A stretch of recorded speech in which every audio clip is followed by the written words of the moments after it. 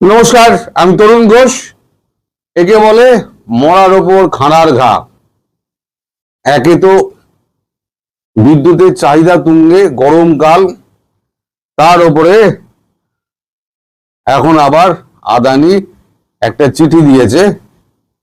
সেই চিঠিটাতে আলটিমেটাম দেওয়া হয়েছে তাড়াতাড়ি বকেয়া মেটানোর জন্য। আমাদের কাগজে বেরোয়নি, কিন্তু আপনাদের কাগজে বেরিয়েছে, প্রথম আলোতে বেরিয়েছে। দেখুন, ভালো করে পড়ে দেখুন। বলতে পারবেন না যে আমাদের ভুলভাল খবর আমরা ছাপি।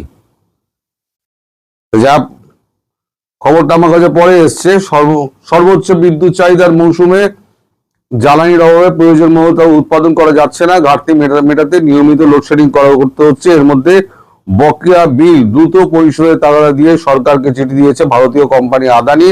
বকেয়া শোধ না হলে নিরবিচ্ছিন্ন বিদ্যুৎ সরবরাহ ব্যাহত হওয়ার ঝুঁকি তৈরি হতে পারে বলে চিঠিতে জানানো হয়েছে। বিদ্যুৎ ও জ্বালানি খনিজ সম্পদ মন্ত্রী ইকবাল হাসান মাহমুদ বরাবর পাঠানো চিঠিতে তারিখ লেখা আছে 17 এপ্রিল, তবে চিঠিতে 19 এপ্রিল মন্ত্রণালয়ে পৌঁছেছে বলে জানিয়েছেন দায়িত্বশীল একটি সূত্র। সতর্ক করে বলা হয়, বিল পরিশোধে দেরির কারণে প্রকল্পের অর্থ প্রবাহে ঘাটতি তৈরি হয়েছে। জ্বালানি কিনে উৎপাদন ধরে রাখা কঠিন হচ্ছে। তাই সময় মতো বিল পরিশোধ না হলে আংশিক বা পুরোপুরি বিদ্যুৎ বন্ধের সরবরাহের ঝুঁকি থেকে যাচ্ছে।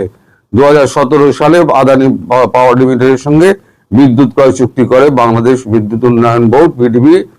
চুক্তি অনুসারে আদানির কেন্দ্র থেকে 25 বছর ধরে বিদ্যুৎ কিনবে বাংলাদেশ। পিডিবি সূত্রে বলা হয়েছে, বর্তমানে 1,500 মেগাওয়াটের মতো বিদ্যুৎ সরবরাহ করছে আদানি কেন্দ্রটি। এটি সরবরাহ বন্ধ হলে চাহিদা মেটানোর ক্ষেত্রে বড় ঘাটতি তৈরি হবে। তাই এই সময় বকেয়া আদায় চিঠি দিয়ে দিয়েছে তারা। এর আগে বকেয়া শোধের জন্য তারা দিয়েছিল 29 জানুয়ারি। পিডিবির কাছে চিঠি পাঠিয়েছিল আদানি। সেই চিঠিতে বিদ্যুৎ সরবরাহ বন্ধের ঝুঁকির কথা বলা হয়েছে। বিদ্যুতের ব্যবহৃত কয়লার দাম নিয়ে পিডিবির সঙ্গে বিরোধ এখন নিষ্পত্তি হয়নি। বিডিবি কয়লার বাড়তি দাম ধরে বিদ্যুৎ বিল করছে, আর পিডিবি বাজার দরে শোধ করছে বলে অভিযোগ। বিদ্যুৎ কেন্দ্রে ব্যবহৃত কয়লার দাম বিডিবির সঙ্গে আদানির বিরোধের এখনো আছে। আদানি বিদ্যুতের বিরুদ্ধে দেশের উচ্চ আদালতে একটি রিট মামলা চলমান। আদালতের চূড়ান্ত আদেশের পর করণীয় নির্দেশ নির্ধারণ করে পিডিবি। অতএব আদালতের নির্দেশ যতক্ষণ না আসছে, পিডিবি যদি টাকা না দেয় তাহলে ক্যাচাং ফু। এই তো হলো বাংলাদেশের অবস্থা। এই যে যখন আপনারা ক্ষমতায় এলেন, ক্ষমতায় আসার আগে আপনারা যে বাতেলা ফাতেলা গুলো করেছিলেন, যে ভারতের কাছে আওয়ামী লীগ সরকার বাংলাদেশকে বন্ধক দিয়ে দিয়েছে, করদ রাজ্য না কি বলে, তাতে পরিণত করে দিয়েছে। তা আপনারা তো এলেন দুটো সরকার। প্রথমে ইউনূসের সরকার, সে বৈধ হোক অবৈধ হোক সে নিয়ে বিতর্ক থাকতে পারে।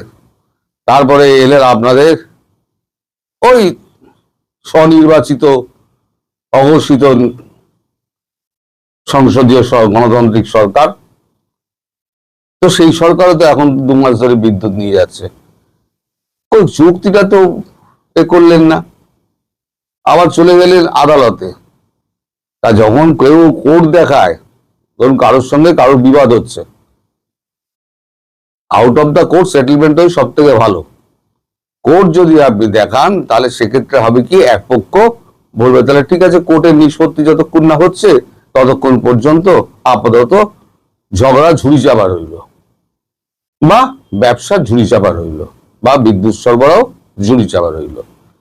এখন এই বকেয়া বিলটার জন্য এই যে টাকাটা দিতে একটা চূড়ান্ত নোটিশ পাঠানো হয়েছে। সেই চূড়ান্ত নোটিশ যদি আপনারা টাকা না দিতে পারেন, বাংলাদেশ সরকার যদি টাকা না দিতে পারে, তারক রহমান সরকার টাকা না দিতে পারে, তাহলে পরে বিদ্যুৎ বিচ্ছিন্ন হওয়াটা খুব একটা মানে দূরে নয়, এটুকু বলতে পারি। কারণ আমি অনেকদিন আগে থেকেই বলছি, এবার ভারত কি কি করবে তা দেখতে থাকুন। এখনো কিছু হয়নি। পশ্চিমবঙ্গের নির্বাচনটা শেষ হয়ে যাক এবং মে 4 তারিখে ভোটের রেজাল্ট বেরিয়ে যাক, তারপর সরকার গঠন হোক, তারপর খেলা দেখবেন। ধোপা কাঁচা কাছে না, বাংলাদেশকে ভারত ধোপা কাঁচা কাচবে। কারণ আমরা যা বুঝতে পারছি, হাওয়া যেদিকে পশ্চিমবঙ্গে বিজেপি আসার সম্ভাবনা কিন্তু প্রবল হয়ে যাচ্ছে।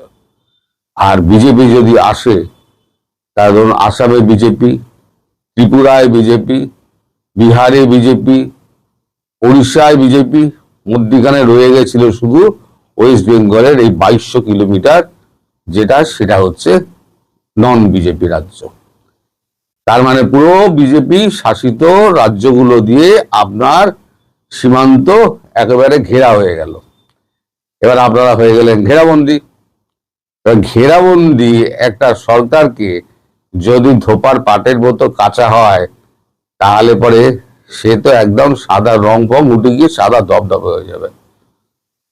আচ্ছা করে ওই সোনা সাবানে চোবানো হবে আর আচ্ছা করে কাঁচা হবে।